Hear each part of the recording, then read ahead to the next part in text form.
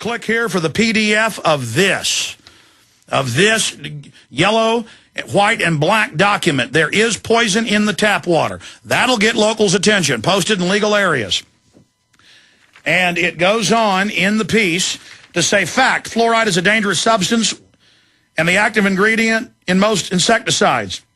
If ingested as little as 1/10 of an ounce of fluoride can kill a 100-pound adult, and 1 in 100 of an ounce can kill a 10-pound infant.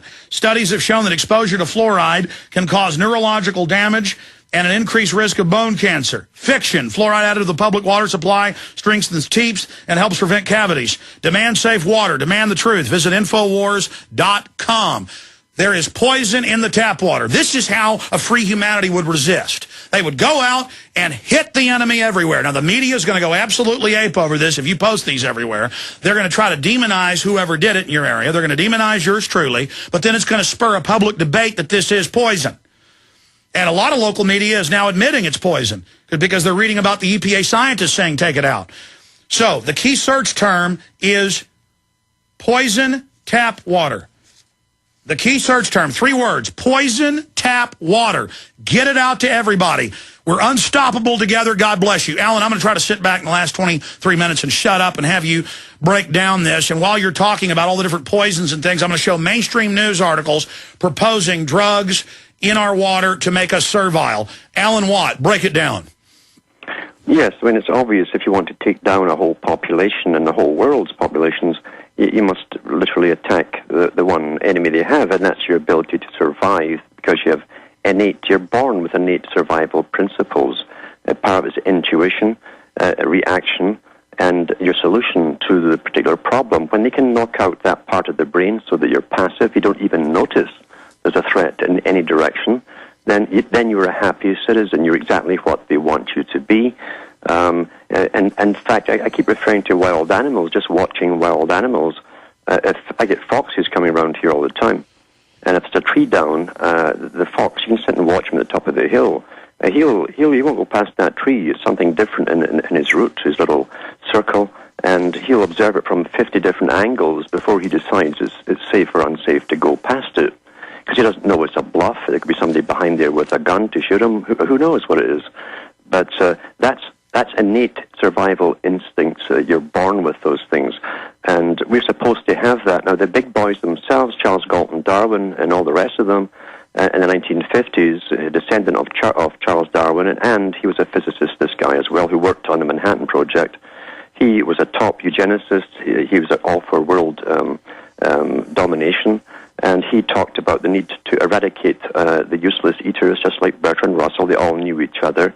And he said, we have to. He says, we must retain our capabilities to remain wild. He says, those who survive are wild men. He says, therefore, we are leading the planet Earth. We're the captains of the ship. We must retain those wild men capabilities. But the rest of the public, he said, must literally have their ability destroyed to preserve themselves. They were managed by the state.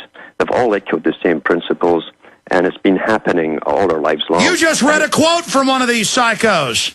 Mm-hmm.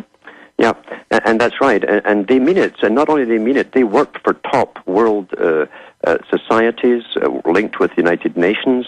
The United Nations is the front, of course. Wherever they've gone with inoculations, that's what they've done, is to destroy, especially the so-called primitive tribes that have lived for thousands of years, completely independent from the rest of the world. They've given them inoculations. It's the first thing they do. When we went into Iraq, the first group that went in after the troops was UNESCO for inoculations, to make sure the children got inoculations. That will raise up a population who are easily managed and pliable. Now, when you go into military strategy, going as far back as World War II, they talked about prolonged warfare over populations. Prolonged, that meant intergenerational warfare. If something lasted 40, 50 years, because we've had 100 years wars in the past, we forget these things. These guys don't. They're trained in this stuff. They said they'd have to make sure that the upcoming future troops would have to be hit either at birth, pre-birth, that meant inoculating the mother while the child's in the womb, or getting the child very soon after birth with inoculations to make sure that he grows up and he will not be a fighter. He won't mind being dominated or ruled.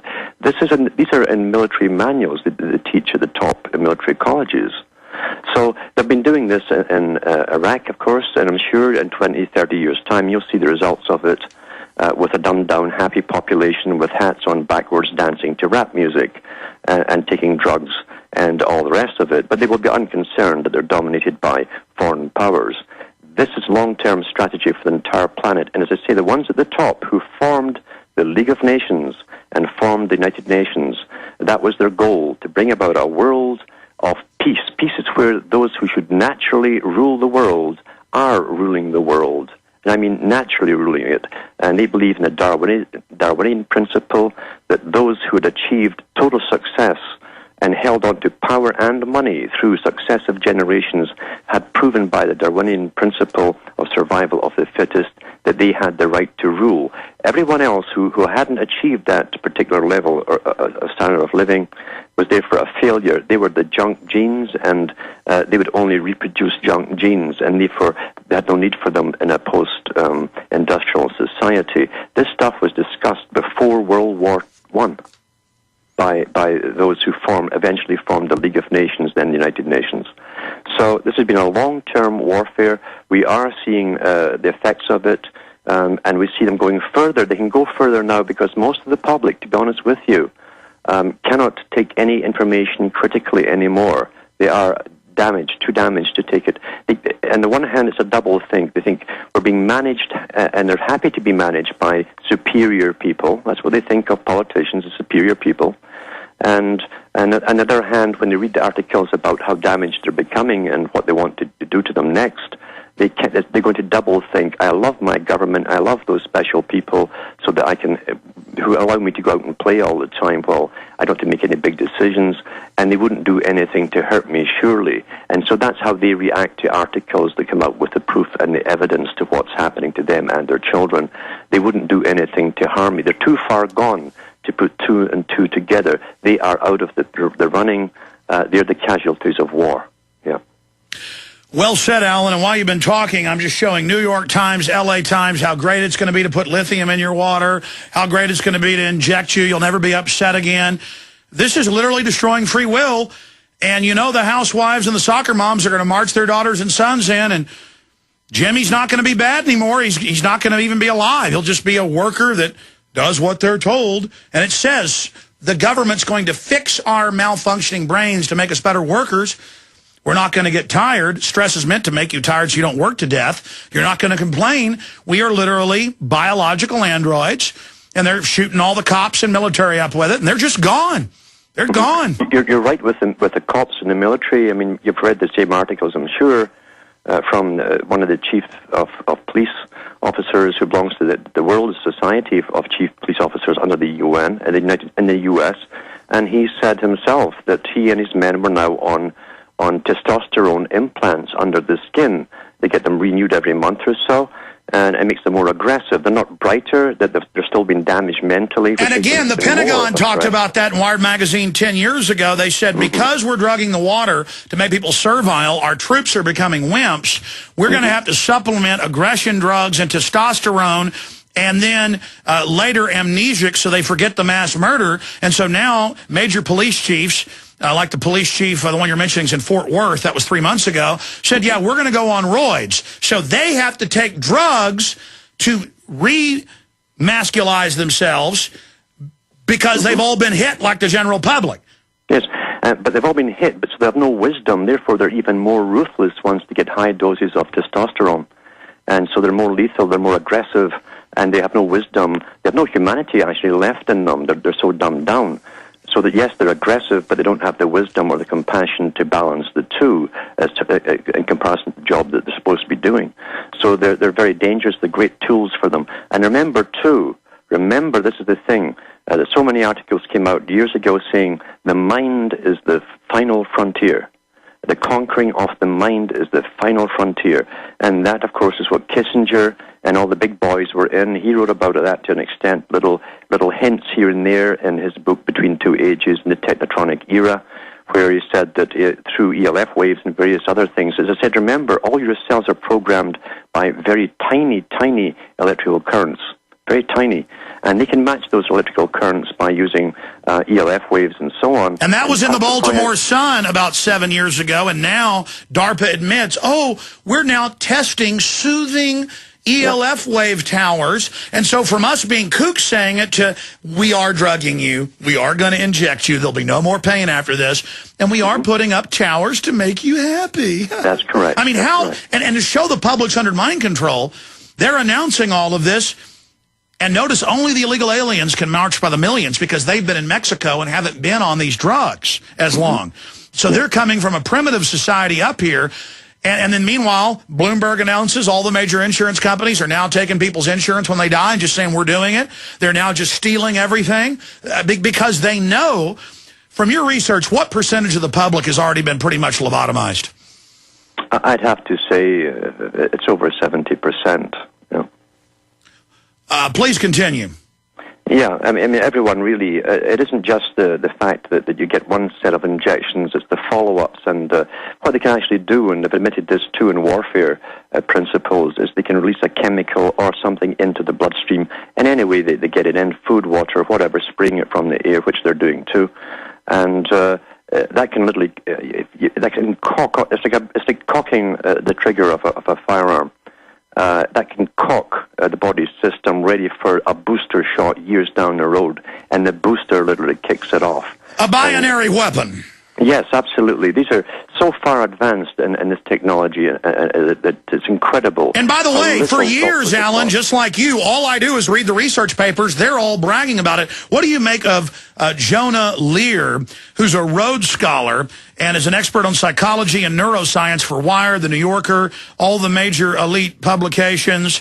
He also works for NPR. He's come out and called me a liar, saying that they're proposing putting lithium in the water when his own colleagues, including in Oxford, are calling for Prozac drugs, everything.